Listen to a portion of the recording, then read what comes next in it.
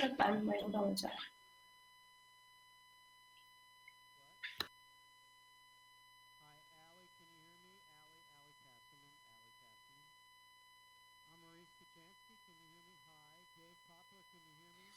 Yep, I can hear you. Yep.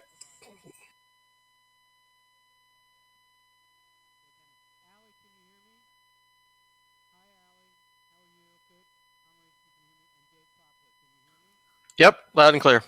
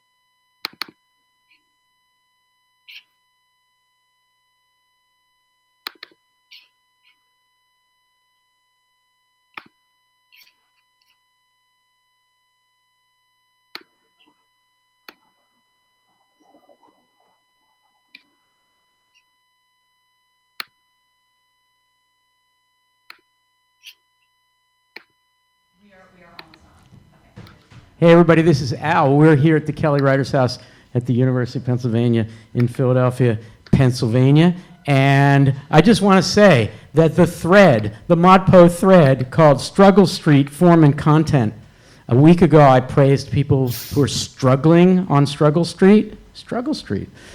It's the big issue in ModPo, form and content.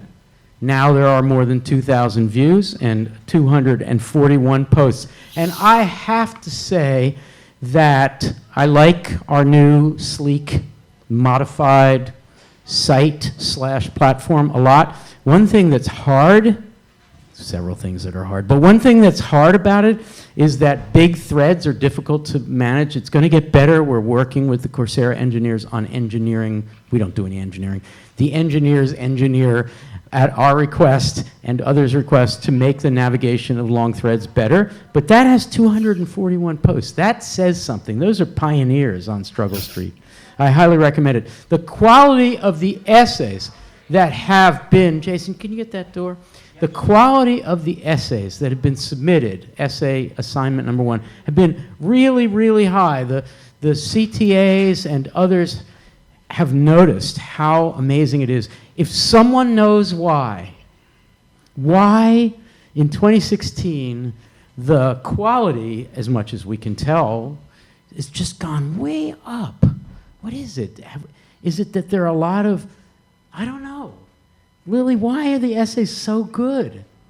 I think we model the format in our discussions and like in the tape discussions, and also in how ModPo participants and TAs and CTAs respond to one another on the forums. Yeah, but it's higher than it's ever been.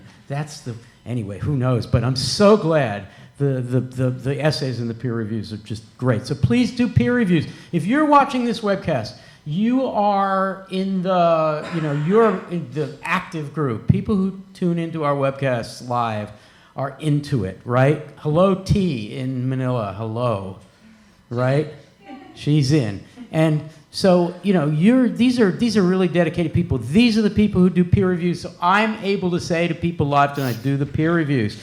Tonight, I'm going to introduce my friends, but tonight we're talking about the rise of modernism. We're talking about imagism, HDs, C-Rose and C-Poppies, Ezra Pound's In a Station at the Metro and the Encounter, Wallace Stevens' 13 Ways of Looking at a Blackbird, and a bunch of Williams, Lines, Between Walls. This is just to say, the Red Wheelbarrow, Portrait of a Lady, The Rose is Obsolete, and we threw in a urinal turned upside down and signed by Marcel Duchamp, and Nude Descending a Staircase, a painting. That's what we're talking about tonight. That is what we're talking about tonight. So, Davey, hello. Hi, Al. How are you? I'm good. How are you? Are you going to talk fast tonight? Talk really slowly, Al. No, I think you should talk fast because I really like it. That's Gets my me all natural jazzed. habit, yeah. All right. Emily Harnett, get close to the mic. Come on, Emily. By the way, I know. How many years do we have to do this? Emily Harnett is here. Lily Applebaum is here. Allie Castleman coming to us from New York, and I don't think she's at work tonight. Are you not at work? Turn your mute off. I'm not at work. I'm at home. Where are you?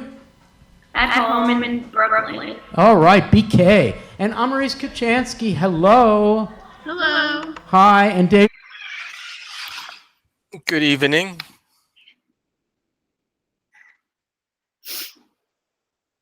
Two 215-573-9752, 215-573-9752. We have Cliff, who's here all the way from Los Angeles. Now, Cliff should be sitting in his robes behind a bench. Do you do robes? Yes. He is a judge. He is a judge. He is also the dad. He's a proud Penn parent. And he's here from LA. He's a longtime ModPo guy, and we're just happy to have him here. Mandana came from New York. Yay. Yeah. Hi, Mandana. There it is. Yeah, there's a microphone in your future, so get ready for that. Anyway, we're so happy that Mandana's here. We have Adelaide here.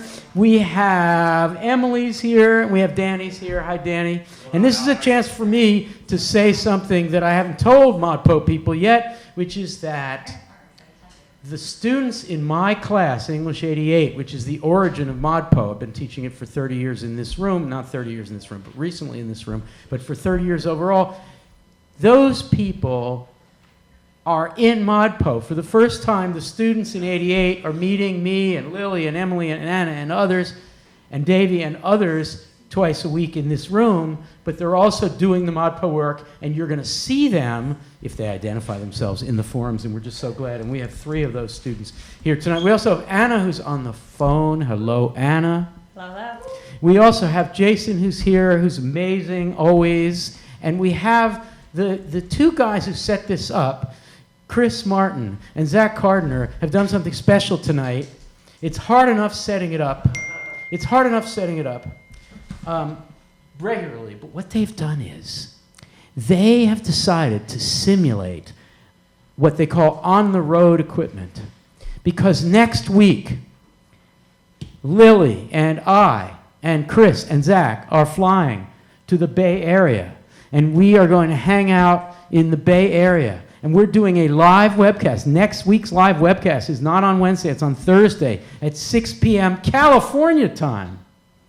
6 p.m. California time from Coursera's offices, their building. And inside that building, we will be doing a live webcast. We are going to show our Coursera colleagues what a truly interactive, massive, open, online, free, non-credit, interactive online course looks like from inside Coursera's headquarters at 6 p.m. And these guys, anybody old enough to remember what it was like when the people in Houston and Kennedy Space Center together tried to figure out how we're going to get Apollo 13 to the moon? What they did is, in Apollo 10, is they sent up all the little spidery wires and things to simulate a moon landing in Earth orbit. And then Apollo, I'm messing it up. Apollo 12 didn't work out so well, right? That's the one, or is it 13?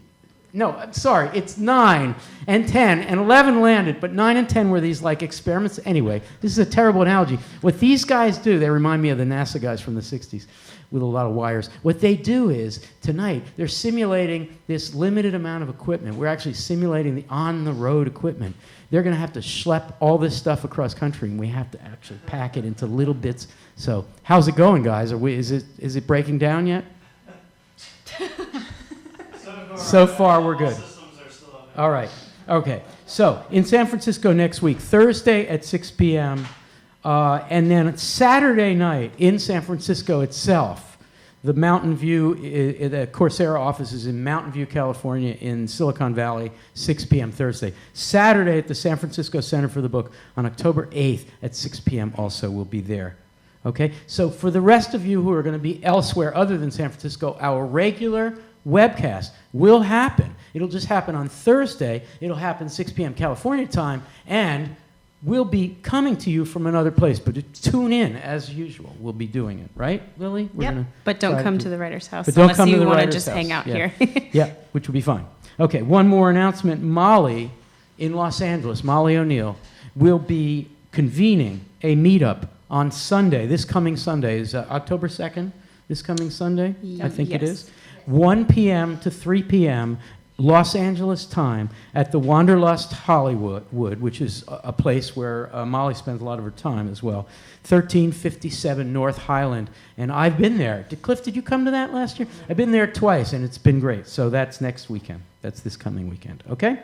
All right. So the second caller is going to get a book. We're here to talk about imagism. So let's start right away with the caller. Anna, who is it? We have our near and dear friend Magdalena calling us all the way from Australia. Wow. Yeah. You want to bring her up? I do. Magdalena? Hello, Al. Hi. Everybody. Let's see. It's got to be 11 a.m. Thursday. It is 11:11. 11:11 a.m. the next day, Thursday, because it's Wednesday here. Magdalena Ball, am I right? You're right. So this is the first time I think I'm calling in 5 years. But I am right. It's Ball. It's great. You were a pioneer, a founder. We're so glad Yes, you're I feel here. a bit like that. Yeah, no, you're great. And didn't you do like didn't you interview me and do a podcast? I did it with Anna. It was Anna, and it was a couple of people. That's great. Fantastic. So glad you're with us. Are you in Sydney or Melbourne? I can't remember which. Melbourne. No, I'm closer to Sydney, but I'm actually halfway between Newcastle and Sydney, so a little That's bit north cool. of Sydney. Good. Do you have a But I question or I met with Eleanor last week. Eleanor So that's quite Smagorinsky? exciting. I did, yes. Oh, that is cool. That's ridiculous. We're friends. I know. This is crazy. You know, one day you have to shell out all the bananas and clams and peanuts that you have and come over here and hang out with us. I totally plan to do that. Yeah, that would be great. You're welcome anytime. Okay, do you have a question or comment? I do. I have a question for you. Dave Green and I have been talking at the ModPo Plus boards about the quantum nature of modern poetry. So this idea of the work existing in multiple states at the same time and collapsing to interpretation through the observations of the reader. So we were thinking specifically of Ray Armentrout's anti-short story. But also a lot of the other work this week seems to me to be influenced by things like the work of Einstein, Heisenberg, this idea of relativity. So I was just wondering what your thinking was, what the thinking of the group was about imagists and their modern successors like Armentrout and that link between science and art in this respect. Whoa.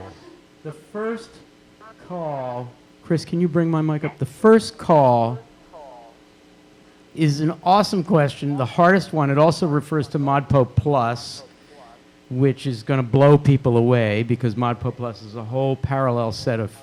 So I'm tempted to dodge the reference to Armentrout a little bit, though the reference is to a poem called Anti-Short Story, which I will find and read because it's so amazing. It's in ModPo Plus, and I'm searching for it. Here it is. Ray Armentrout, whom we know from week 2 as a Dickinsonian and will hang out with her friends in week 8, the language poets. But she appears in ModPo Plus under Imagism because she learned a lot from HD in particular. And here it is. Here's anti-short story. It's 3 lines. A girl is running. Don't tell me she's running for her bus. All that aside, I don't think, Magdalena, with all due respect, I don't think I want to detour and do a close reading of that poem right now, though I love it. I'd really rather turn to my colleagues, Emily first, who knows nothing about science. I'd like for us to talk about the maybe not so much imagism in itself, but early modern. It's mostly more British than American in terms of its love of science. But does anybody want to say something about the natural relationship between the emergence of, Magdalena mentions Einsteinian science, and Jason's looking at me blankly, but he's probably got something to say. Dave Poplar, you're a philosopher. Get ready. Emily, say a word or two, please. When I think of science, because I know nothing about science, I think of empiricism and almost a feeling of almost kind of moral imperative towards discovering something, towards discovering new things. And that's what Imagism is trying to do, is display certain type of artistic fallacies and try to discover a new way of approaching representation and representing knowledge. Okay, good. Thank you. Dave Poplar, do you have something to say for Magdalena? Could you repeat what Magdalena said? Because I'm getting a lot of echo. It's really hard to hear when a caller calls in what they're saying. Topic. I mean, she and Dave. Which Dave? It's the famous Dave who got 125 peer reviews the first year, right? Magdalena, what's Dave's last name? Green. David Green. Dave Green. He's a hero. Dave Poplar, they've been talking about the relationship between, the emergence of relativism and Einstein and the concurrent emergence of this kind of modernism. So it's kind of a general topic. Do you have something to say? And if not, you can punt. Can I throw something? I'll throw something else in if you want. Sure, please do.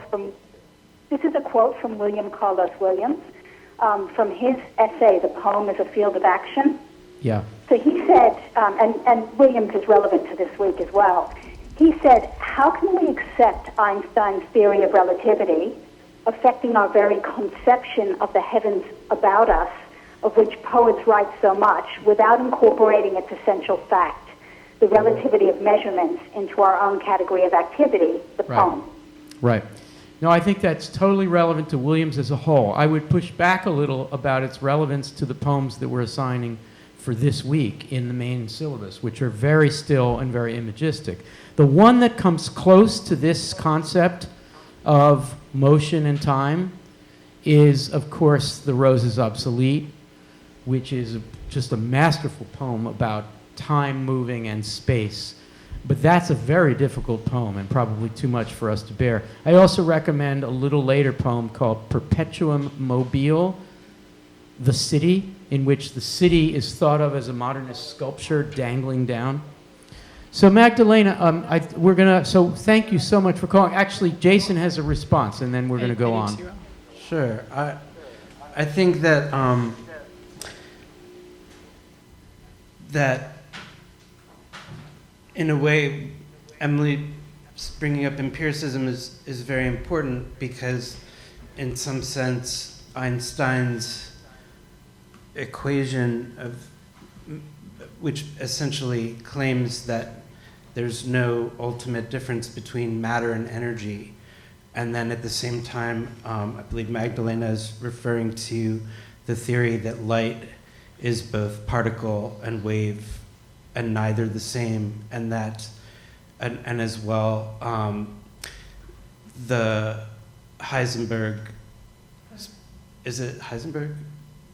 Heisenberg, yeah, a little right, later. His principle that, which is later, that really an observation determines the state of the object that one is looking at. that in imagism is attempting in part to negotiate between language and thing in this, to the point where there is, I think, particularly in HD's poems, there's a shimmer between the poem becoming an object or determining an object in where language is meant to be present and kind of shimmering into absence into the image itself, so that the image and language are as uncertain as, say, matter and energy. Thank you. Just want to add, Magdalena, a couple of points, and then we're going to move on to the next call.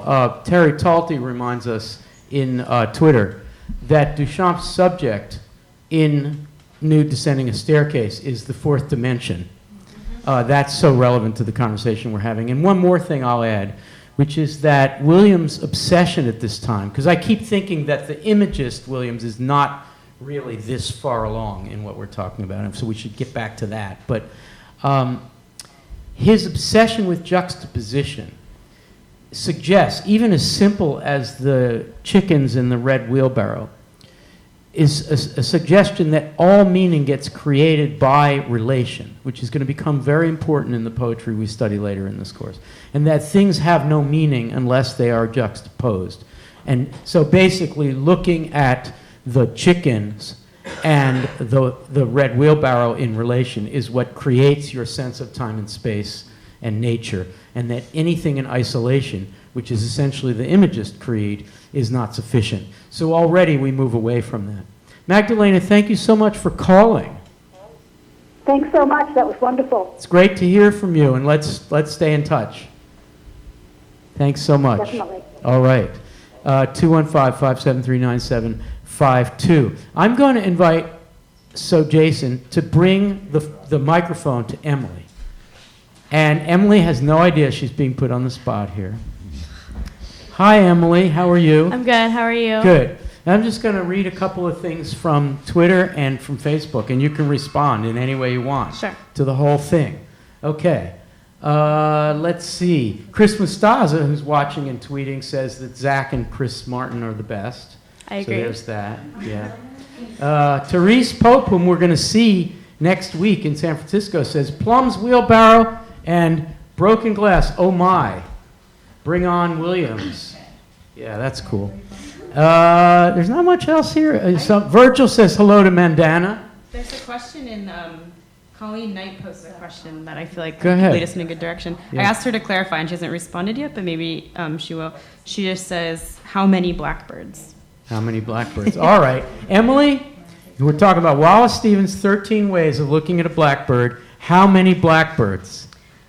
Answer Colleen's question. Sure. I mean, I think we can go beyond the idea that there are just 13. I think that we can almost say there's infinite blackbirds, just the way there's 20 mountains and one eye. The numbers, I think, are being played with a lot in this poem, and so it's hard to quantify, because I think the whole point of all these numbers being thrown around is that there's infinite blackbirds, which maybe means there's an infinite way of seeing things and looking at the world. Okay. Which maybe goes against the Imagist Manifesto, but I think I don't it's know. worth- I don't think 13. We have to talk about the relation between 13 Ways of Looking at Blackbird. I'm trying to talk as fast as you do. And imagism. It's a problem. So I'm going to turn to Allie, Amaris, and Dave. And while I do so, will you give Mandana the mic? Okay. Allie, Amaris, and Dave, we're talking about 13 ways of looking at a blackbird, and the question is, how many? Is it possible that the title doesn't mean 13, but it means here are some 13 of infinite? Allie, what do you think? I think that's exactly what it means. In fact, by the time you get to the last stanza, and you kind of just have that last blackbird on the precipice of everything, it seems more to me like there are infinite blackbirds.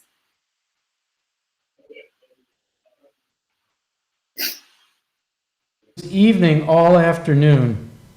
It was snowing. and it was going to snow. Talk about relativism. The blackbird sat in the cedar limbs. What do you hear there, Allie? I mean, it actually makes me think of Hemingway, who I guess we'll get to in a couple of weeks, with just. But what I love about ending that way is that we've seen 13 variations of the blackbird, and we're left with this blackbird in complete stillness, but there's such a sense of waiting and more to come.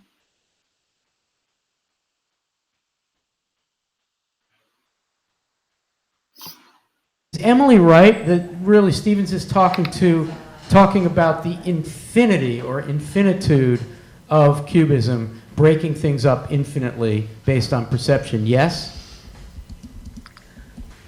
I guess I think the question is less, is there an infinite number of blackbirds than is there an infinite number of ways of looking at the blackbird? In the poem, the blackbird is still, whereas it's the eye that is constantly moving. So there's an infinite number of point of views or perspectives that you can bring to contemplating the blackbird. Brilliant friend, that there is an implicit pun on EYE and I, subjectivity? Yes, that's exactly, I think, the point of Stevens' poem. And also, Maurice, where do we get an I that's implicit in the speaker? The speaker is seeing lots of blackbirds all over the place. It's almost humorous. But also there's the eye of the blackbird, right? Yeah. Yes. Dave Poplar, 13 ways of looking at a blackbird. How many?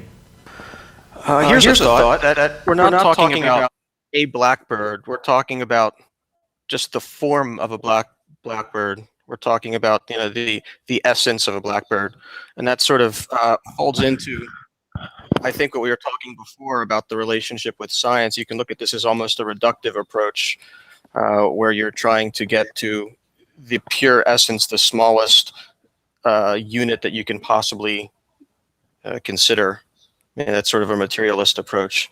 So in that way, we're looking at a blackbird, the concept, the essence, the platonic form of a blackbird. All right, so I'm going to quote some tweets, and I'm going to turn to Mandana and then to the phone, and the second caller gets a book, so that's pretty cool. Okay, so Davey Niddle, who has not been called upon to speak, has tweeted, and therefore doesn't need to speak, I guess. I think in a way Davey was summarizing what we've been saying, but also, and doing it brilliantly. 13 of infinite ways of looking at a blackbird. Cubism as the infinite breaking up of perception. Hashtag ModPo Live. Don't go off on this too far, Davey, but in a way what's happening here is that imagism is like a blink of an eye. There's a moment when imagism is relevant, but very soon we began to go from the single fantastic Poundian or Doolittleian Hilda Doolittleian moment of capture, stasis, all the emotions rendered in a single image. And quickly we realized that Cubism is a better way of dealing with modern perception. Can you say really briefly why? Because it does push us forward towards Stein, and we're not there yet. Well, in spending time with these poems in this space and thinking about them, the Williams poems in particular are putting a lot of pressure for me as I read them on how fractal looking is. And there's a difference between understanding, in The Red Wheelbarrow, that looking is inherently fractal and having one representation of how fractal that is, yes. And in Cubism having infinite representations of how fractal that is, yes, in one moment. And so that seems to be a different, having the fragment of a look and understanding looking is not infinite in a Dickinsonian way, but necessarily partial. To be able to multiply that partiality is just a more accurate kind of partiality. Yeah, that's really great. That's great. No doubt that moment will be edited and become a video clip in ModPo because that was just so definitive. I think of the rose is obsolete, Davy. The rose is obsolete is like a battle cry for imagism, and yet that's only the first line of this poem that's really more cubist than imagist. The rose is obsolete is something that H.D. absolutely mastered in the sea rose, for instance, right? The rose is obsolete, so it must be precise, it must be stinted, it must be condensed, it must be true, it must be the thing, right? But the rose is obsolete is the first line of a poem that goes way off into cubism. The rose is obsolete, but each petal ends in an edge, and this is a cubist rose. The double facet cementing the grooved columns of air, the edge cuts without cutting, meets dash nothing dash renews itself in metal or porcelain. Whither? It ends. But if it ends, the start is begun, so that to engage roses becomes a geometry. Oh my God! You know, Williams just blows right past imagism there. Okay, that's cool. Mandana, I'm going to ask you a question that's just coming to mind. Easy? Come on, no, put the mic up there. There, hello. How are you? I'm great. How are you? Okay, good. All right, great. So what are you thinking all these years later? You've been studying imagism with us. You've been studying the rise of modernism. Right. Is there something still fresh about encountering all this, clearing away the gloop, reducing the rhetoric down to precision? Williams daring to take a refrigerator note and make it a poem. All that, is it still fresh? Is there anything in there that's still revolutionary for you? Yes, and especially listening to some of what was going on tonight. They're trying to reduce everything to the very smallest atom, but going back to the scientific conversation, but there's no real way to see that smallest atom. And so to some extent, imagism is much more full of possibility than the most complex poems that we read. Also, from a historical perspective, I look at where they were during the Imagist times and where we are now. It's about 100 years later. And kind of from that smallest atom comes a very big explosion. So the Imagism has a lot of resonance for me now, not just as language, but thinking about the big explosion from the very, very tiny mote. Yeah, that's well put. That's great. Thank you, Mandana. By the way, Shirley Collins says, hello, everybody. Hello, Mandana. Right? And, this is in the subforum, which is so much fun, and there's a lot of talk about Struggle Street. And somebody said that Al's looking svelte. Kate Boykin Williams, where are you? Come to the writer's house and say that to my face. Just want to say Al's looking svelte. Okay, Anna, who do we have on the phone? This person receives a book. Oh, I see. Because they're preparing for the trip to California. We got it. You guys are sharing a mic. We gotta share, This is like Apollo 10. or something like that. We have Are you our mocking friend. me because I couldn't get that Apollo analogy out? What? No, never. Who do we have? We have our friend Rob calling us from Oakland, and he has a really, really fascinating question about imagism and sound. Wow. Yeah. Okay, fantastic. It's a doozy. Get ready. Okay. Hello, Rob. Hello. How are you? Can you hear me okay? Yes, but we're still right here. Oh, man, I'm jealous of you. That's really cool. You're not Rob Holland. I'm off a little while to discuss how the Irish Day civilization, but I have a little more modest goals right now here. Rob, what's your last name? Brylowski. Oh, you're Bob. You're Bob. Yeah. You're our guy. Yeah. Are you coming to our things next week? I hope so. I'll have to send. I haven't sent the RSVP in yet there, but I'm hoping to get down there. Yeah, I hope so. You came in January when we were out there in January. That close, yeah. Yep. Great. Do you have a question? Oh, Bob, you get a book. The second caller gets a book. I would like to give you, and Anna will send this to you, I'd like to give you Peter Gizzi's book, Threshold Songs. I'm holding it up. Okay. Okay, you're not overwhelmed by it? Should I give you another book? Well, wait, I don't know these. I don't know the writers there, so. Gizzi's great. There's also a delay in between what you're doing here. All right. Well, you can barter with Anna later if you don't want this. But anyway. Well, it's not the first one I went to. I'm I'm not often familiar with a lot of the new poets there, so I'll leave it to your judgment. Okay, great. Okay, do you have a question, Bob? And because your sound isn't perfect, we'll hear your question and then we'll answer after you hang up, okay? Okay, so what I'm great. calling about is that, historically, you go back to, its origins. Poetry was a auditory product there. People, it was involved with sounds and, and rhyming and rhythm, and this was the way that people transmitted history and culture and learning there, and for a long time, the poetry was largely rooted in the sounds of the words and the ideas. But starting certainly with the printing press, and then we see examples with Emily Dickinson early on, and then the images are doing more with that. And some of our other poets, it seems, as we get more and more, as we get to the 21st century, we're primarily a visual culture here. And I have to confess, when I look at the poetry, I don't tend to read it out loud or listen to it necessarily, although when you have tapes, I listen to them, but my first tendency is to read and to look at it, or maybe look at the layout on the page, but it's a visual, primarily a visual there, and my concern is the question of what does this mean in terms of poetry changing its nature, or how can we, or how do you not lose the auditory, the roots of poetry, which is in the love of rhythm and sound, and how do we not lose that with all the kind of visual tricks and all the various visual manipulations that Thank you, Bob. Thank you for asking the question. We'll respond to it. Why don't you hang up and then listen to the answer that we give through your video feed. Great. All right? And we'll see you next week. Okay. Thanks, Bob. Great.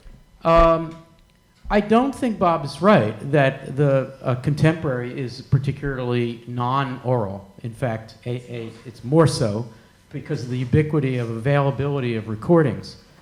There was a period where, before recordings became ubiquitous, where poetry was very visual, and of course the Imagists are primarily a visual group. And later, someone like Williams, to some degree Pound, not at all HD, when she recorded her stuff, she recorded her later Freudian stuff and less of the Imagist stuff. But Williams came out and he did all of his old visual stuff as audio. But Bob's really referring to the original, the first poetry of 8,000, 10,000, or 40,000 years ago certainly was very oral. Do we want to say a couple of things? It's not really so much relevant to this week because this is a very visual week. So, Lily, a thought or two on orality? Yeah, I think that's maybe, unless I was misunderstanding, like sort of part of his question was, if we're looking at so much depends upon Red Wheelbarrow, and it is so visual, how can we bring auditory elements into our reading if we're so instinctively in first glance and second glance and third glance like pushed to a more visual realm? And so I think like with Imagists particularly, this kind of goes to what Jason was saying before, like there's if we're going to try to fuse poem with object or like poem with thing that's being described, we have to take the sound of those words, like maybe the fact that it's difficult to say red wheelbarrow should be part of how we read that poem. We always trip over it by accident, or maybe the crisp language of HD's, flower being flung on the crisp sand is part of the alliteration, and the sounds your face and your mouth has to make is like part of that scene. And what you're saying in part is that even the most imagistic visual poetry of the Imagists, that poem, The Sea Rose, sounds remarkable when it's performed. Almost more so because it is so sparse of language that you need to... I give this advice to a lot of people who struggle with, if they're saying, like, I really don't get this poem, I always say to read it out loud if you don't have a recording of it, or even if you do, because it just changes how you hear it. Yeah. And I think Williams famously... Ron Silliman, who's a poet we meet later in the course, often says that Williams misreads his own poems, because Williams' poems are so adamant about their line endings, but he reads right past them. So let's just listen to Williams. Chris, Martin, you ready? Let's just listen to Williams say, "This is just to say," and see if it flows rather than breaks at the lines. Here it is. This is William Carlos Williams in 1950, a fairly rare recording on the radio, WOSU, October 7th, 1950. This is just to say, I have eaten the plums that were in the icebox and which you were probably saving for breakfast. Forgive me, they were delicious, so sweet and so cold. He almost reads it like a little short story, which is not how the poem looks on the page. So, you know, this is really, it's not really a response to Bob's very good question, but the orality of poetry comes back in this course in week 6 with the beats, and if you do ModPo Plus, all of the oral traditions that resurface in response to the beats, such as performance poetry. And Edwin Torres, who's has a poem in that week called Dude Descending a Staircase. It's a performance poem, and Edwin Torres is coming to the Writers' House to do lots of things next semester, and we'll be getting some more recordings of him. He's a performance poet, an oral poet, who also calls himself a lingualisualist. A lingualisualist. So his course is called Brain Lingo, and he's really interested in merging all these senses. Anna, you have 2 things to do. One is to say something you saw on your smartphone, and the other is to tell us about the next caller. Well, I was just going to give a shout out to and also read a tweet from our wonderful friend Joe Massey, who has a response to Bob's question. Wait, he's tweeting? He is. Yeah, I see him. So Joe says, sound is crucial in all imagist-influenced poets I love, but the music is microtonal. Microtonal. Joe. I know, he's so brilliant. Joe is at Poetry Bunker, and he is obviously watching the webcast. That's really cool. So cool. Thank you, Joe. Hey, Joe. Before we get to the phone, Lily, you're looking at tweets, and I'm looking Facebook. at the... so I am looking at the Facebook page. Sorry, I'm slow to get there. Not too much going on Facebook right as yet. Yeah, it's true, although Therese Pope says, I highly recommend listening to Williams.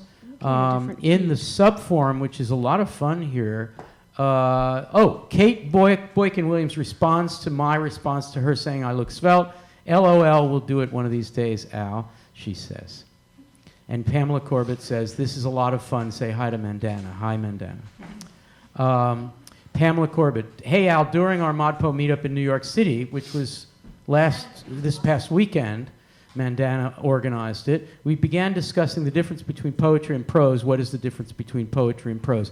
Pamela, such a great question. I'm going to defer it, but it was sort of implicit in my thing about Williams reading the poem like prose. Maybe we can get back to that. Meantime, some tweets, Lily? Got some I actually think Davey's on the tweets. I'm on the tweets. Davey. One of the tweets I'm really enjoying is Colleen Knight, who says, reading sea poppies and sea roses out loud is on my list of things to do. Still don't understand their relation to imagism. And what I love about that is what's implicit in it is that hearing an imagist poem aloud might allow you to understand how its images operate, that the images of imagist poems are inherently sonic, that they only exist in sound, which is sort of what Joe seems like he's saying, that hearing the microtonality of an imagist poem is what makes it available. Yeah. Emily's just nodding because I bet you don't do Twitter at all, do you? Not so much. You are so funny. Shannon Ratliff says, every time I hear that recording by Williams, it makes me want to smack him. Yes, Shannon. Agree. That poem or all of those? Well, that poem, because... That poem, right, because it's a refrigerator poem. He steals the plums. Well, no, it's more than that. It's we know from Flossie's reply that he's made an intentional political, within his relationship, choice to take the one thing she wanted when there were dozens of other things he could have taken. Yeah. Domestic politics, and I think in the video we made it, we call it sexual politics. Mm-hmm. Certainly, he's playing a game between what each of them wants, desire and appetitiousness, and on the other hand, the poetry he can get from all that conflict. Right. But one of them does a lot more domestic work in their relationship than the other. Yes, according to Flossie's reply, he doesn't even know how to put the water on. He needs Right. to be instructed to boil the water. Shannon's going to slap him around. I'm with Shannon. Yeah, cool. Anna, we have someone on the phone. We do. We have our friend Mama Pope calling us. She's actually on the East Coast, believe it or not. Wait, Mama Pope is in the East Coast and we're going to the West Coast? I know. But she'll be there too. Anyway, she would like to give us a shout out, so she just wanted to say a quick hi. All right. Hello, Al. Hey, buddy. Does this mean that you're on the East Coast? No, but you're no, I'm leaving Saturday so I can make my San Francisco debut.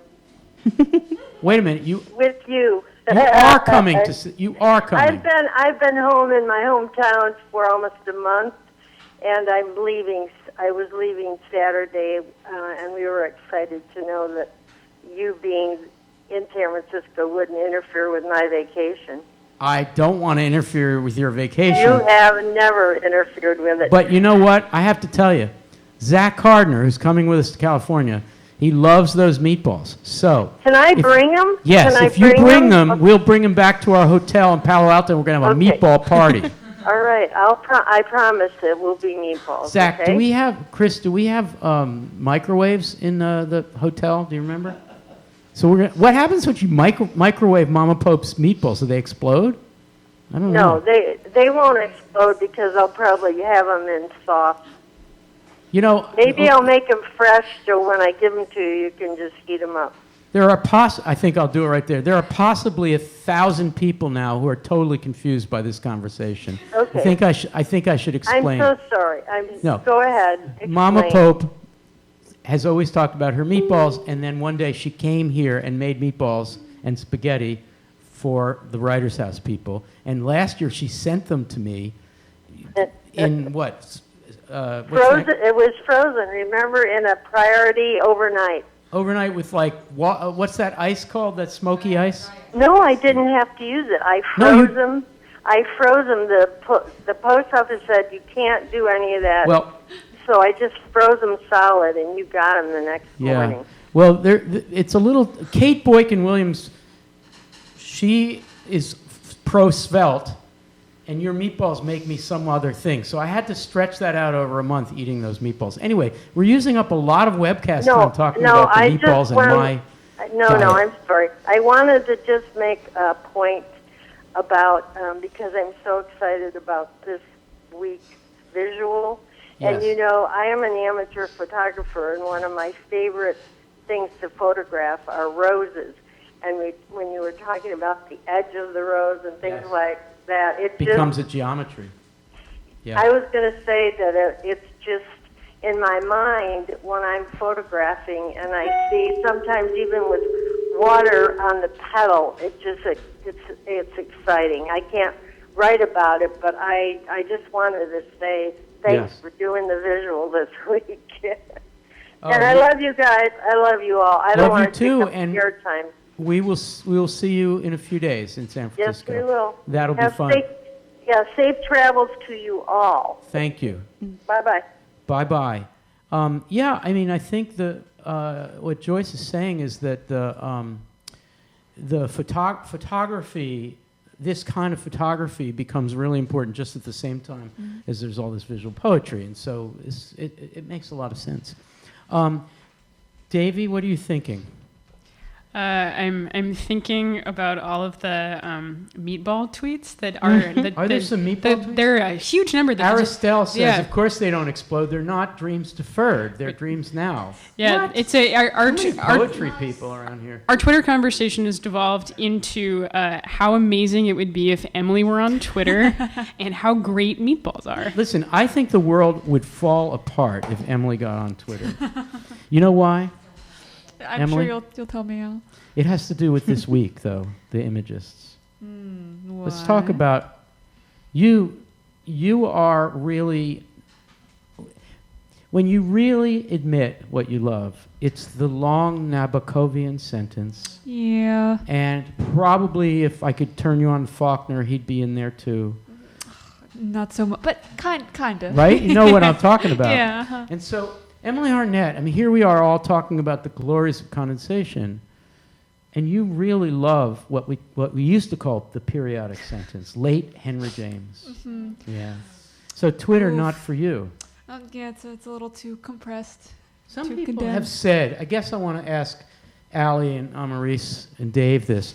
Some people have said jokingly about Twitter that it was anticipated by the Imagist revolution, that move from Victorian and Edwardian bloviating to this precision.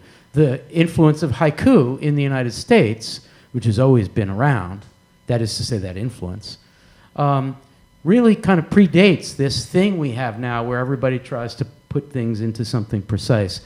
Any comments about the relationship between this week's work and the state we're in, where everybody's trying to be? I know there's a lot of people, including Lily, who've thought about Twitter, and probably this is just ridiculous, but I just wanted to open up the topic.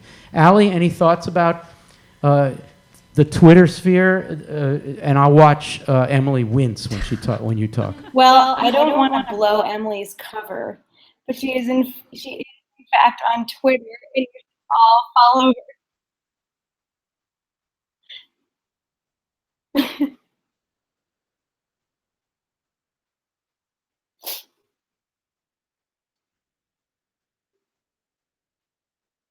I think it's the real Emily Harnett.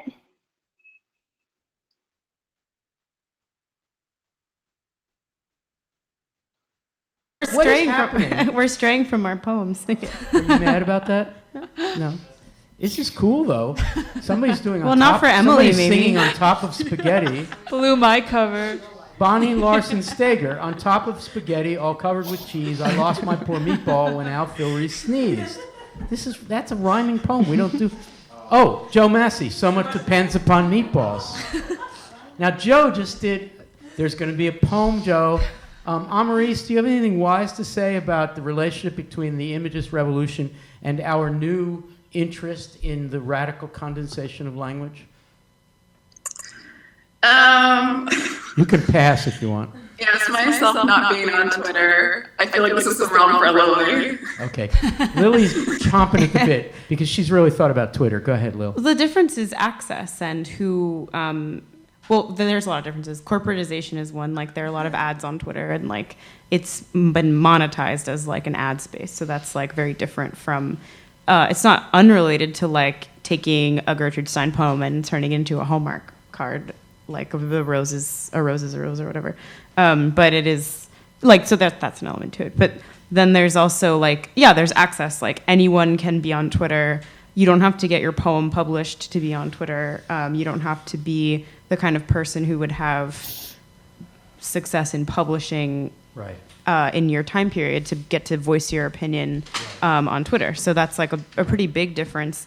But like in terms of the restricted space of the language, like that's a similarity. But that's like a yes, like you were saying, like that's like a common across a lot of different modes of right, forms. and the comparison is superficial. I want to turn to Jason on this question, but I just want to throw in that I do a lot of tweets. I'm really interested in Twitter, and I think 80% of the tweets that get, do we say like the heart? Mm-hmm. We say like.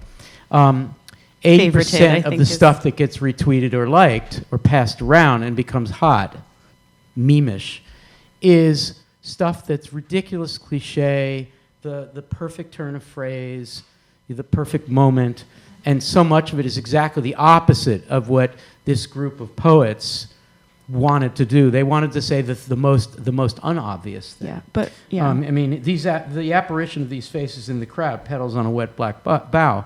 That's a fantastic tweet, right? But it's not the tweet that would get retweeted because it doesn't like clinch it. It's not a nail on the head kind of thing. And I may be unfairly generalizing about the best tweeting. Yeah, which can be very open-ended and difficult. There's politics, there's humor, there's weird Twitter, there's like many different channels and forms, and they all kind of cross over each other. But they're like, what's maybe similar about an analog to the poetry world is like there can be people who only use Twitter for like news and don't know that there are whole Twitter accounts that just tweet every word in the dictionary with which attached to the end of it or whatever. And like those are great. Jason, thoughts on this? Yeah, a couple. I think it's dangerous to to generalize too much about what Twitter can do when we have the person who should not be named, who's run a presidential... Is Voldemort running for president? Mm-hmm. Perhaps. But that it can be, that compression can allow for lots to slip by. And it also depends so much upon who the tweeter is. Mm-hmm. But I was thinking more about meatballs and thinking about whether a meatball is it compressed meat or is it? I mean, because a meatball is. Why do we love meatballs so much? I only like Joyce Pope's meatballs. Well, my Italian grandma made homemade meatballs, and I know the process of making them is anyway. But what I really wanted to talk about is to go back to where we were before, because everyone's excitement about meatballs, I think, has to do with all of the sensory aspects that word evokes.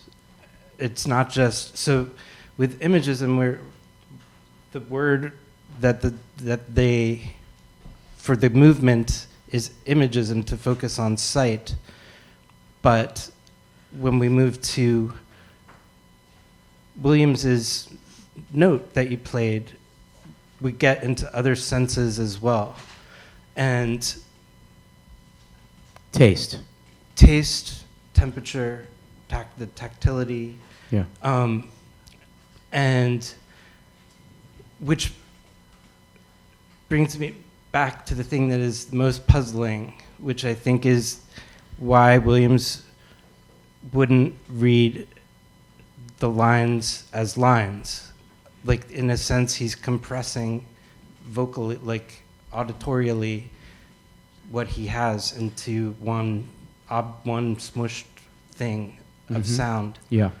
And I think thinking about why he would do that, or what the difference is between the sonic and the visual for language itself, as language is hovering in between the sonic and the visual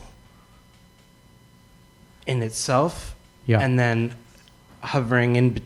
potentially hovering in between the five senses in terms of what it's evoking content-wise, is something that the images push to the forefront in terms of pressuring it to the point of, like Mandana said, of exploding. But why? I mean, I would like to read an essay by somebody giving me an answer on why Williams would have not found, why he would have treated the audio event as a different thing than the visual event. I also want to read that essay, but I think it may have been written because there's since the Pen Sound page, which is the collected Williams, there isn't a single recording of Williams that's not on that page. So it's the collected Williams, and the history of the performances of Between Walls itself. And I think there's actually a link in ModPo to the 4 or 5 different recordings of that poem. The older he gets and the more infirm, because he had 2 strokes, and in between the first and the second one, he did Between Walls. And the constraint that's mild in the earlier versions of that poem, the feeling of constraint, because it is between walls, but and nothing will grow, but among the cinders is this shining green broken piece of glass which creates life. And so the earlier versions of that poem are full of energy. The last version of the poem makes you feel like he's suffering from the infirmary that is the hospital itself, and things are closing in on him. Why don't I play the last recording of this famous poem? And let's see. Ready, Chris Martin? This is just a few more.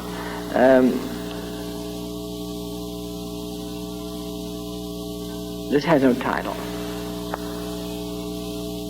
Between walls, the back wings of the hospital, where nothing will grow, lies cinders, in which shine the broken pieces of a green bottle.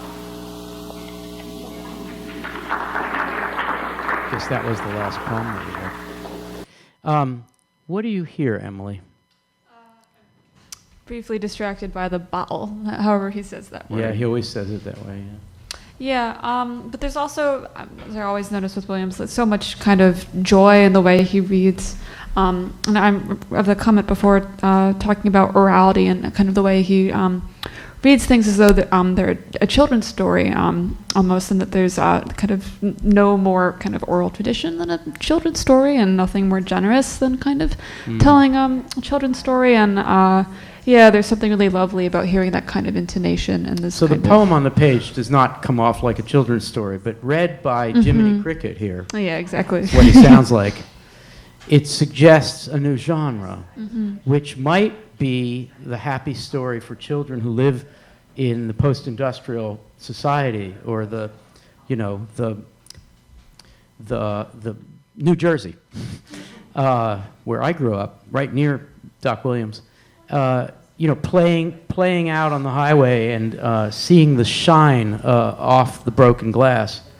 That's where life is. It is kind of a little tale. Davey, what do you hear?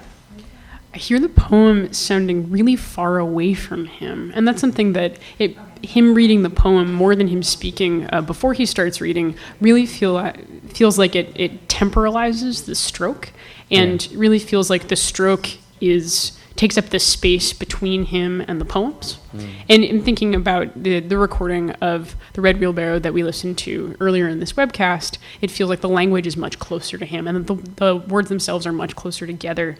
And so it's interesting to have, Between Walls take up so much space longitudinally on the page, because it feels like in the recording it takes up so much space laterally. Yeah. Just the words come really far apart, that it feels a little bit like driving, in the way that you would see one thing and then see something else and then see something else. And there's something kind of tragic, there's something really sad about hearing how much time having a stroke puts between things. Right. And the poem, ironically, as I mentioned a minute ago, is set in a hospital. But when he wrote the poem very early in his career, I guess the late 20s or 30s, he's thinking about, he's a doctor on break, and he's looking out and he sees this thing. Years later, he's the patient.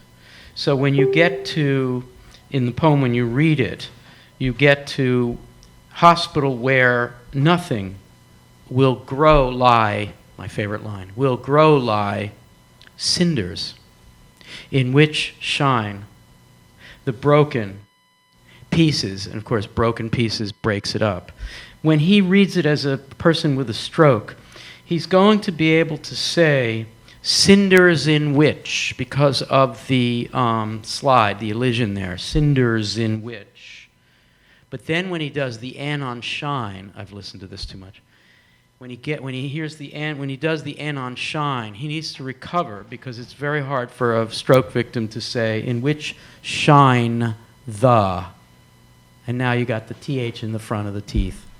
So he elides and then stops. Where nothing will grow, lie cinders in which shine the broken pieces of a green bottle. So the stroke determines the orality, and the orality splits not cinders in which shine, but the relationship between the shining and the broken. And I am very moved by that, when in 1954 he's just... Mandana doesn't have a mic, but she just said tremendous beauty in that. Let's get you a mic. Yeah. The beauty in that is that we have to listen differently to it, and maybe we have a different experience of the poem. Yeah. So we don't get to have the same experience each time with the poem, which is exactly why I can take ModPo for 5 years, is that I don't always have the same experience with the poem. And we shouldn't have the same experience with the poem. I mean, keep the mic for a second, Mandana, because this is the crux of why I can teach this course for 30 years, why we can do ModPo for 5 years, why there's still more to do. Even in this image, the Images Week should be, Lily, the 1 week where we can just say, okay, we've been there and done that. But there's still poems that just do what Mandana's been saying. And can anyone try to put a finger on that? Mandana, we'll start with you, but maybe Allie, Lily, and Emily. Why don't you each take a turn? What you're trying to answer is what Mandana's already suggesting, which is that the radical openness of this work makes it truly impossible to be done with it. And Williams remaking it constantly as he lives with the poems is a lot like the reader's own experience growing up or growing old with the poems, right? So that what a former teacher of mine used to call the fate of rereading. So I came into Terence Dupre, I came into his office one day, and he said to me, when you're older, you will realize the fate of rereading. Well, what, Terence? Well, anything, right? Absolutely anything. So in one way, you'll read a novel about the death of a parent, and you'll think about how hard it was on the child. And then later, when you grow older, the book will read completely differently, right? Mandana first on this question, and then I think I said Lily and Emily. 2 things, if you don't mind. First, you know how much I love theater. I've seen King Lear probably 10 or 12 times. And people say, how can you see King Lear so often? You know exactly which most people die at the end. That's Shakespeare. Everybody dies at the end. But when I first saw King Lear, I saw it as Cordelia. I could feel the tragedy of how could you abandon me the way you did. Right. And the older I'm getting, I see the tragedy of Lear himself. Of Lear himself. So part of it is that we're growing and we're changing. But with respect to this week in Imagism, I think there's something inherently distancing about it, because it is a photograph. And that doesn't necessarily bring us into it emotionally. But with the distance, we have much more opportunity to delve deeper into it. So I'm not as emotionally engaged in some ways, but because of that, I can go deeper into it, analyze it deeper, to use Williams, to do more of a dissection of it. Mm-hmm. So there is a certain distance to it for me, especially when we look at a lot of the Stevens stuff in ModPo Plus. But that's what keeps me coming back again and again and again, because I want to get more intimate with it. Mm-hmm. Thank you. Lily? This is like a weird answer maybe, but I think what's important about keep continuing to study these Images poems for me is like I'm very, in general, very wary of this idea of efficiency or exacting control, which was kind of like part of this Images manifesto. And so I think that can be scary because like if you're doing something the most efficient way, you might be causing someone else harm somewhere along the way by cutting them out or avoiding them or whatever. So I think like I'm interested in Imagism for like the project of it, but also in like thinking about how to push back on an idea of efficiency and exacting control, which was their like tried and failed project. And we talked about like the downsides of it with Pounds the Encounter when that control is applied to another person. And they're not given their chance to be heard or be reached or whatever. So that's why I'm interested in revisiting.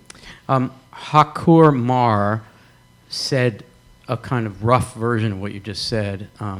He or she said, if it has an accountant, it's probably not poetry. I like that. Emily? Why do we keep coming? Why do we live with this stuff for years and years? Why is it always there?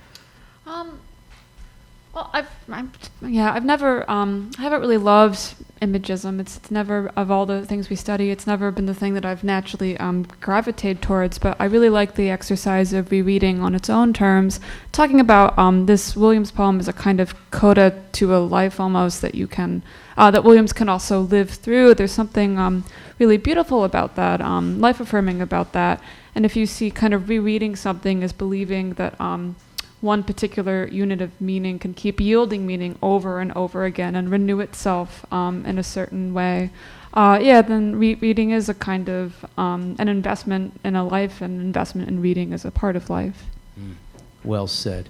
We have someone on the phone, and let's see what's going on there. Hi, Anna. Hi. So we've got our friend Chris calling us again from Georgia. Okay. And he has a question. I think it's along these lines. He wanted to ask about the relationship between imagism and content, specifically relating to some of the conversations that were happening in that Struggle Street. Form versus content. Yep. Okay. Yeah. Okay, let's bring Chris up. Hello, Chris. Hey, how you doing, Al? I'm great. Would you like to ask your question and then hang up and listen to our response through the webcast? Yeah, that would be great. Okay, go ahead. Ask your question. All I'm asking, we're having this big discussion on this thread, Struggle Street, form versus content. Right. And with the imagists, they're trying to like sort of revamp, the way language is used and stuff to,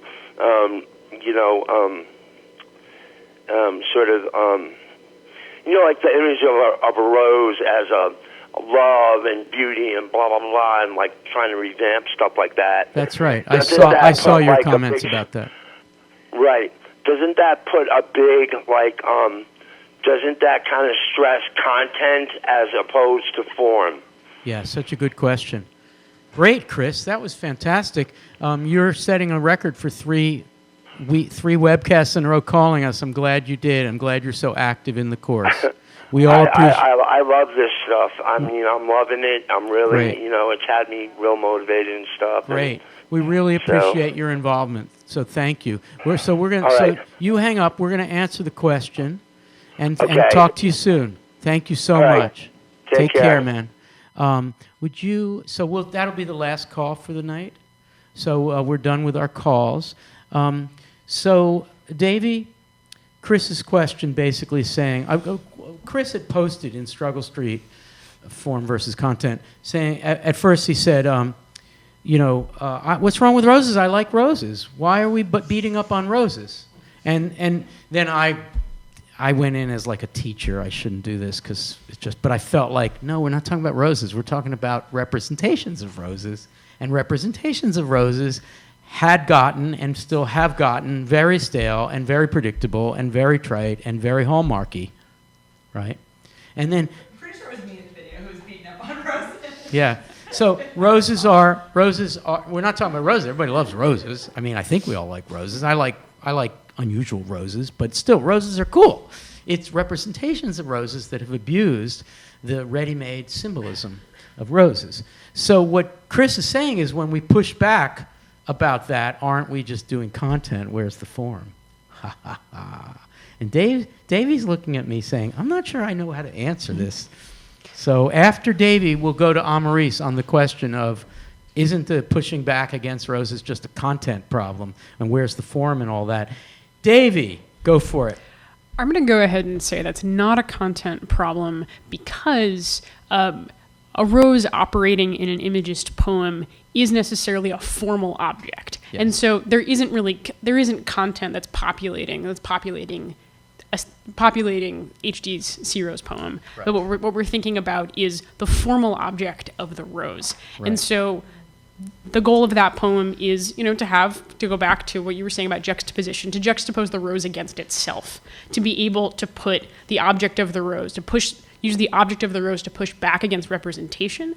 And I think that if you're using a feature of something's form to bring it back to having a form, that a representation of a rose is formless in some ways. It gets away from the actual formal gestural, structural object of the rose, and it's militantly formalist. It's saying, no, this thing has a form, it has all of these spaces, it has all of these shapes, and a rose is kind of a great object to be thinking about because itself is, it in and of itself is so iterable, it's so fractal.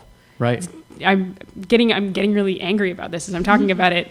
I think, it has to be a problem of form. Davey, Martian sees Rose. Martian comes to Earth, sees Rose. Yes. Everybody's going, oh, Rose, oh, and the Martian says, what's the connection between that thing, which is an interesting looking thing, and all this swooning? Answer is a formal question. It's a matter of what that object has accreted in the history of representation.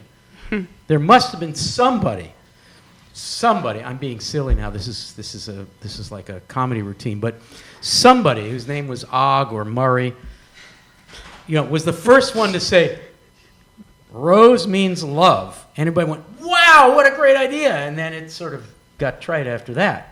But it became a dead metaphor instantly. But the rose that means love, doesn't have a scent and structure and petals and reproductive qualities. And the Martian has a formal relationship to it. A Martian is what is this thing? Can I eat it?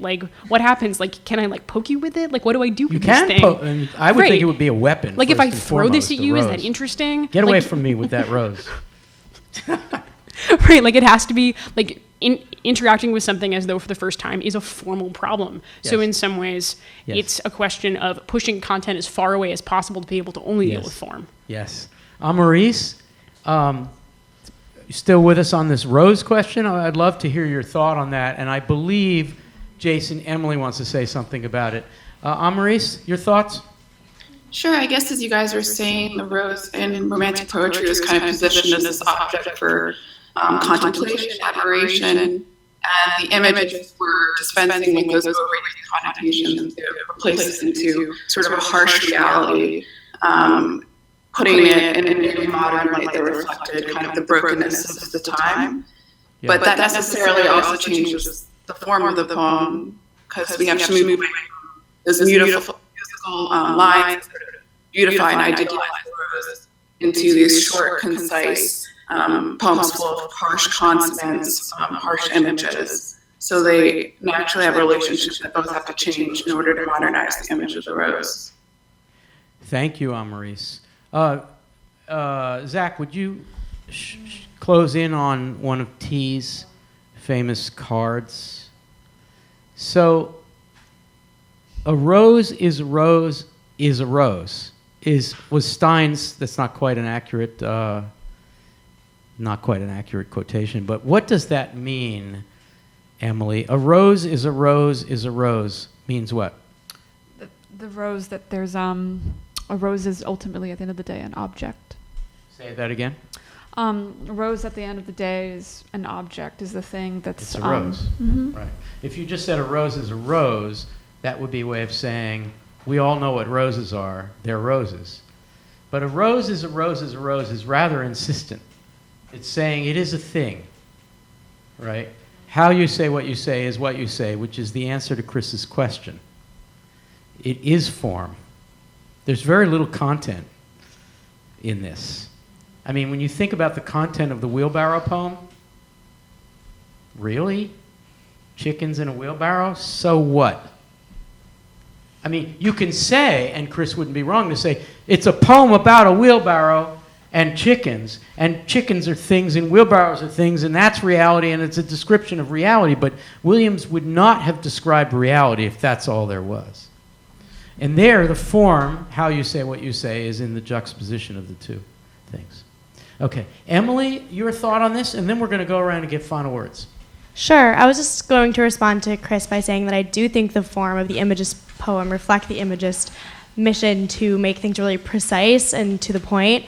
Ezra Pound's In a Station at the Metro is 2 lines, Lines is 2 lines, and I think these really short poems with only a few words in them reflect the Imagist goal of being really precise and really to the point and really specific.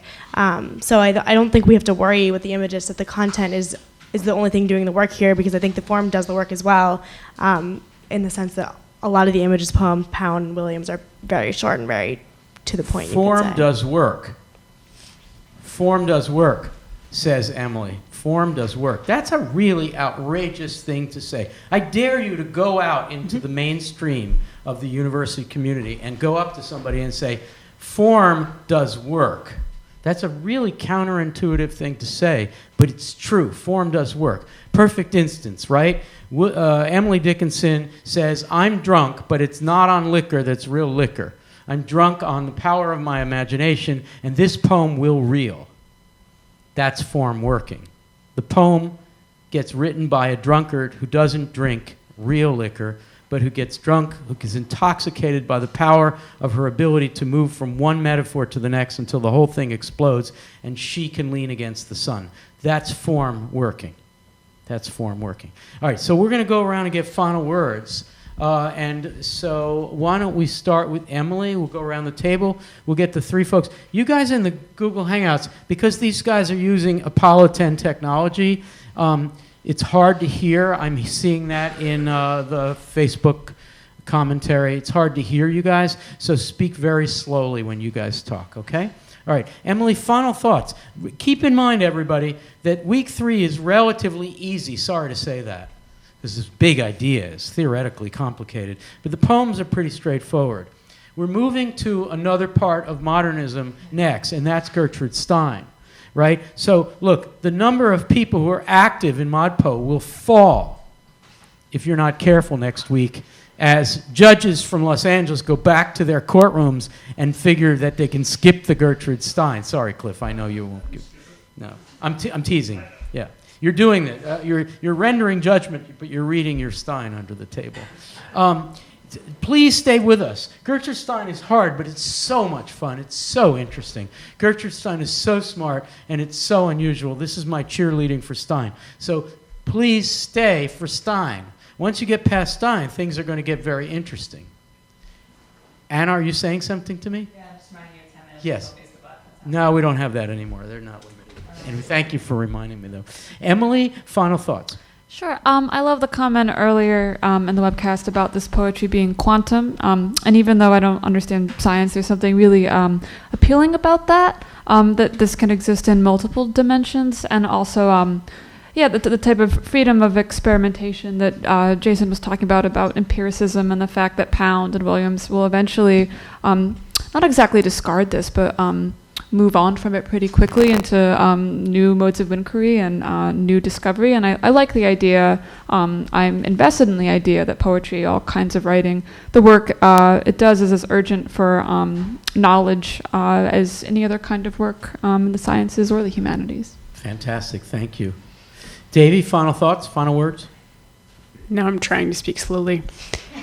Something I was also thinking about with that first question about the quantum features of poetry is how important the rise and proliferation of city planning is to Williams, and just to remember that the first municipal city planning department is in Hartford in 1907, and these poems are being written at the moment that the idea of how do we make a city, how do we do municipal work to systematize things, how do we do larger scientific work to think about how systems operate, is a question that people are asking. And this is a real moment of asking big meta questions about what are systems, how do they work, and that this is work that's really responding to that we take for granted that there are big municipal systems that we can participate in, but just like the question that's driving everyone crazy in this moment is how do we make a frame, what kind of work can a frame, what kind of work can form do, and that these poems are participating in a larger moment of that. Yeah, people who live in cities and artists who live in cities are constantly thinking about form, and the city itself is a form. And so what I'm about to say is no slight against the country, no slight against non-city life at all. But if you created a curriculum that's not like ModPo, a curriculum that's more interested in content, more interested in lyricism, more interested in character and narrative, right, you're going to be less in the city. But this kind of poetry from the early modernists, well, Whitman and Dickinson, but Whitman in particular, but early modernists, these people, up through the New York School and the Beats, it's about the city. So there's something really important going on there. Lily, final words for today's webcast. Oh yeah, I just want to use my final words as a plug for office hours. I think all the TAs are experiencing some low traffic in our office hours, myself included, and we want to talk to you guys. So come to office hours. Like, I really just love talking about the poems. So like, even if you don't have a question, but you're just like, my favorite word in all the poetry we read this week was pantomime, and I wanted to just talk about that word. I'd be like, great use of office hours. In the 13 ways. Yeah, and use that as an example since it's right in front of me. But yeah, just come and talk, because we're excited about like taking that time in the forums to like try and more or less have a live chat. There's no actual live chat function, but we're there refreshing the Virtually feed. And live, yeah. So we're excited to talk to you, and we want you to come to office hours. Yes, please. Office hours are fantastic. It's a very unique part of ModPo. Dave Poplar, final word. Speak slowly, please. This is just an interesting observation. Earlier today, I was in a fellow philosophy grad student's office and looking around and looking at his library books, and the book on top was Tender Buttons. Really? Yep. In philosophy. This is a philosophy person. Yep. That's Gertrude Stein, folks. Gertrude Stein has entered philosophy. She entered philosophy. Philosophy caught up with her. Thank you, Dave. Good to see you. I'm Maurice Kuchansky. Final thoughts. I guess I'll just comment on the value of rereading and reiterate what some people have said, that just the same way you can come back and think about relationships differently with people, with words, you can come back to these poems every year with something different. And so that applies to the Stein as well. If you find yourself frustrated or just you're not alone, and maybe give it a day, maybe give it a year, and come back to the poems, and they'll offer you something. Great. Good cheerleading there. Thank you, Amris, and it's great to see you. Allie Castleman in New York. Final thoughts? Yeah, I'm still kind of hung up on what Mandana brought up about how touching it is listening to Williams reading his poem through time, and different iterations of the same poem. And especially, it points to, in a way that seems really instructive just in our syllabus, the kind of futility of the imagists trying to create this movement of static, which, though the poems can remain that way, the audience, separate from one person, looking at a poem at different times of their individual life, just time receding from that poem and that moment and that movement, inevitably changes it and kind of agitates that stillness.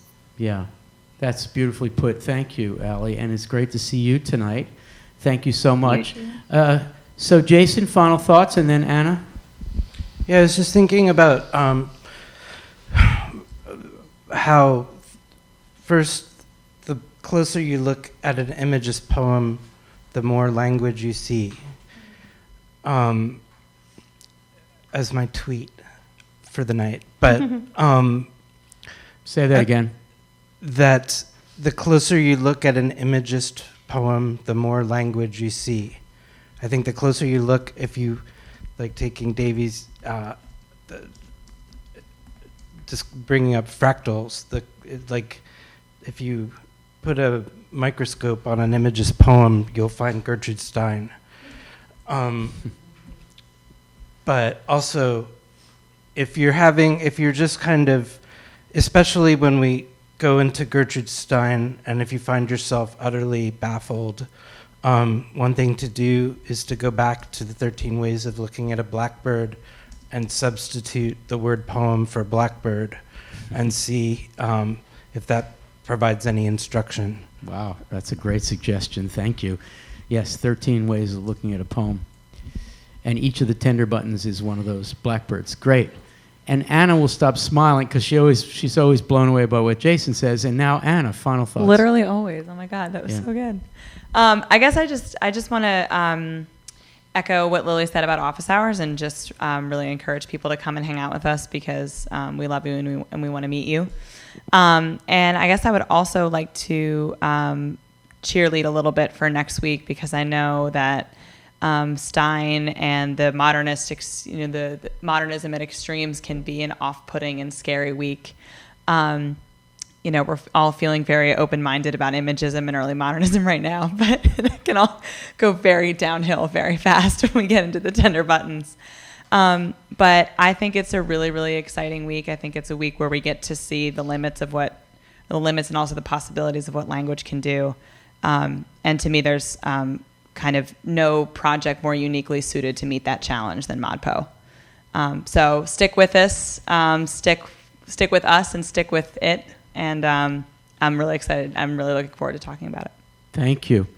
Thank you so much, Anna. I just want to shout out to 3 people by way of conclusion tonight. Eileen Kazura is her first time in ModPo. She's from Anchorage, Alaska, where, as she says, we're quickly losing daylight. A natural time to spend time with poetry. She's been listening to Poem Talk for years, which is the alternative curriculum 30-minute podcast that's been going on since 2007 that I host happily. And she spent time with every episode, and she names one in particular. So she came from Poem Talk to ModPo in Anchorage, and we're glad you're here, Eileen. The second of the 3 I wanted to shout out to is James Piccarello. Jim, he says he's coming late to the party, took a few courses as an undergrad in the 1970s, including one on modern poetry. But modern poetry, he says, was different in the 70s. I'm not sure what he means because he doesn't explain it, but he goes on to say that he grew up in Brooklyn, and since his career was in computer science at Bell Labs, he spent the last 30 years living in New Jersey. He still has some family in Brooklyn, so he's straddled the urban-suburban worlds. He likes poetry and philosophy the way a lot of folks read mystery and sci-fi novels. But having a day job, he's more of a grazer than a systematic reader. One of the benefits, he said, of living in New Jersey was that in 1981, he was looking for a pediatrician for his daughter, and the name he got was Williams. William Eric Williams, that's one of Bill's sons, who carried on the pediatric practice. William Eric Williams. So, he says, I got to visit his dad's house because William Eric Williams actually operated the little clinic in the old house in Rutherford.